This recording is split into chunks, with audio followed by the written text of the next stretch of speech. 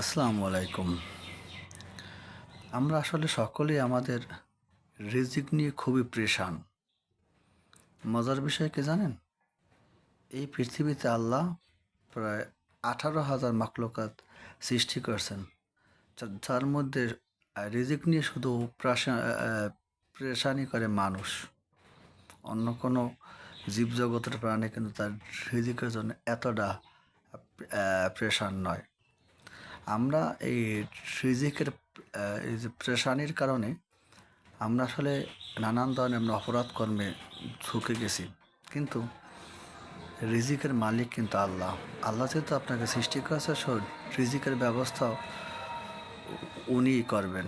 আমরা যেই কাজে দক্ষ সেই কাজগুলোই শুধু মনোযোগ সহকারে করব। দেখবেন একদিন কোনো না কোনোভাবে আমাদের রিজিকের ব্যবস্থা হয়েই গেছে। এটার জন্য আমাদেরকে কোনো দুর্নীতি অথবা অতিরিক্ত দুশ্চিন্তা করার কোনো প্রয়োজন নাই। আল্লাহ যেহেতু সৃষ্টি করেছেন, তিনি রিজিকের ব্যবস্থা করে রেখেছেন এবং আপনার জন্য নিশ্চয়ই তিনি উত্তম রিজিকের ব্যবস্থাই করেছেন।